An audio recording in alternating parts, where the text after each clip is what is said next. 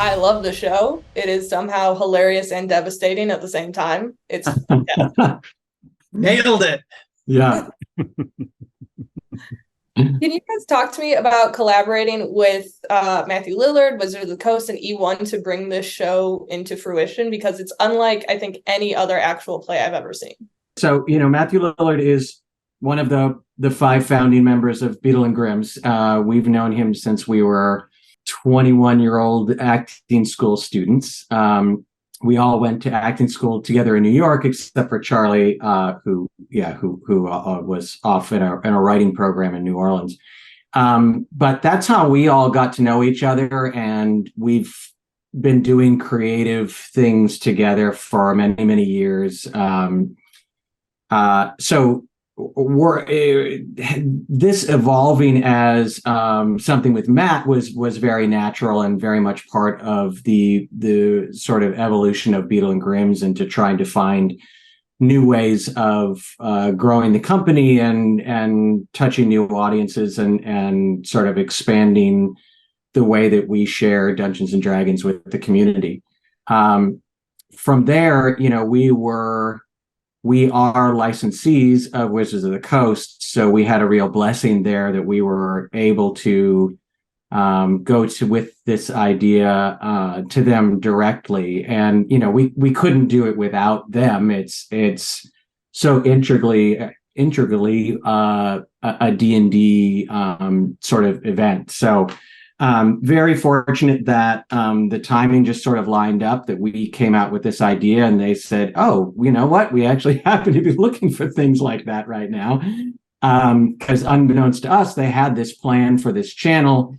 There are two other original shows in Counterparty and Heroes Feast that they're doing as well. And the three of us all kind of came into this together, and we're all sort of figuring it out as we go. But can you tell me a little bit about your approach as a GM, knowing you have this very small amount of time to create kind of a full story and kill off all your players? Yeah. You're absolutely right that you have a very small amount of time with this show in order to establish the tone.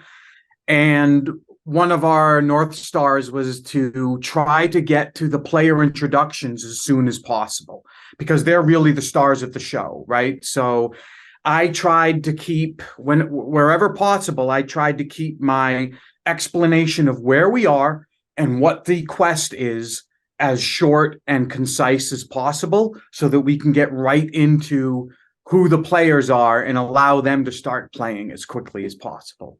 Very fun. And then, Bill, I love your role in this because you are the host, but you also consistently have surprises up your sleeve for both the audience and the players.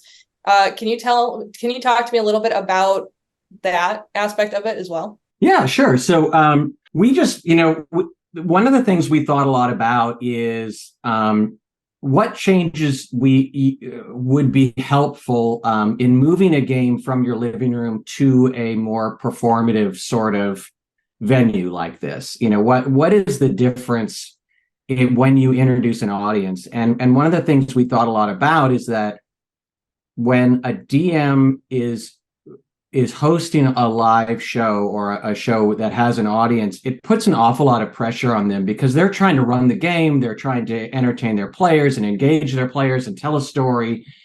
And so we just thought it would be helpful to have that other dynamic of having another person up there who could sort of handle the audience interaction. And then once we had that, we realized that there was a lot of fun stuff we could do with it. And, a lot of our sort of early testing of the game was, let's see how much we can engage with the audience. Let's see, how involved we can get them, what kind of curveballs we can throw the players by bringing things in from the audience. Paul or Charlie, you guys want to talk about the Guildhall stuff a little bit? Yeah. So I think one of the things that we really learned early on was how, to Bill's point about, as a performance, there's a tendency for people to plan ahead, right? Whether it's the DM sort of planning how things are going to go, or the performers sort of figuring out, well, this is what I'm going to do. And one of the things we learned is that having opportunities to throw curveballs, to get people to get out of their comfort zone or try something new, kept it fun. It kept people from sort of doing what they thought they should do, and instead just focused on being in the moment and having fun, which is really what's fun about the game when you're just at home playing by yourself. So at Guildhall, having that live audience and having those interactions, having people throw out suggestions or throw out ideas, and forcing everybody at the table, the DM and the players, to shift or change or to come up with a new idea, within the framework of the encounter, turned out to be sort of hugely valuable, and really became kind of the special sauce of the show, which was about how do we keep people having fun and just a little off balance. Yeah, and it gives the audience power, which is normally a terrible idea, but it actually works out really well for us. And just to clarify, Guildhall is a bar in the Valley here in Los Angeles, who were good enough to host a number of just small sort of test events before we actually started taping the show. We would play in this very small little gaming bar, and it allowed us a lot of opportunity to just test out ideas and try to break the system and see where we could go with it. So I know I've actually been to Guildhall. Oh, you have? Oh, fantastic! Great. There you go. Yeah, they were awesome, and it was such an essential part of the process for us to be able to test drive it a few times in that venue, with the ability to fail miserably and pick up and start again. So it was great. And that was really the place where we realized that the show, we always liked the show and we thought it would work, but that was the first time that we really saw that it actually works. It's actually in front of a live audience. It's fun. People have a great time. The players have a great time. And it everything that we had sort of thought or hoped would work did. Not everything we hoped would work. Well, but we get to find out what did and what didn't. Right. But even when things didn't work, cataclysmically not work. Yes. Even when things didn't work, it was still everybody still had fun. Yeah. It didn't sort of grind to a painful halt. Yeah. And here's the Jedi mind trick that we played on the producers, and I don't think they'll mind me saying this. So when we first talked to them about it and we were building out budgets, very early on, they said, I don't think we're going to be able to do a live audience for this show. And we said, okay, we understand. And then we started doing these live shows at Guildhall. And I think the first game, there were 6 people there. And then the next game, there were like 15 people there. We did it 6 times. And by the last one, we had completely packed the house. And that was the one we invited the producers to. So they could see what it was like in front of a live audience. And to their credit, the moment they saw what it looked like in front of a live audience and what the live audience added to the show and to the energy of it, they immediately said, yep, we get it. We're definitely having a live audience, whatever we have to do. So really grateful to them, for coming out and being willing to go along with that. I know it was difficult for them, but it made such a difference for us. Yeah, the live audience interaction is like nothing I've ever seen and brings such a cool, chaotic energy to it. But I want to touch on something you said. Did you shoot this in 6 days? Oh, 7 days. 6 days. 6 days is way too quickly. Charlie, you want to talk about that a little bit? Yeah. So math, that was 2 the first day and 3 every day after that. For me personally, I'd never done anything like that. I think these guys have done a lot more of this stuff than I have. So to me, it was horror, and I'm hardly in it. Bill had to suit up and go to war every hour for 7 days as the host. Yeah, Matt's but it was too. Yeah, it's super fun. I've heard really long running shows, like being in a submarine for X number of days wherever we shoot, and that it really kind of was. We left pretty late, showed up very early, and but it was awesome because all the people we worked with, all the guests we had, all the cast and crew, and they were just, everybody was just amazingly great. And, especially once we did one of these and everybody saw how it was going, everybody just got more excited for the next one. And I see how you could get addicted to that sort of thing. One of the challenges, because they were so fast, because we would do a show, we'd literally have 45 minutes to prepare for the next one. One of the things that was challenging and sort of forced us to really stay focused was trying to take what we learned from one show and apply it to the next. Because every show we learned something, right? I mean, we learned a lot doing the live shows at Guildhall, but as soon as we started doing them in the studio, we would learn something new about working with the audience or the cast or how the DM should start. And, it was good that there's 5 of us in the company and there were never more than 2 or 3 of us in any one show. So there's always 1 or 2 people who could sit back and watch and take notes or sit in the booth.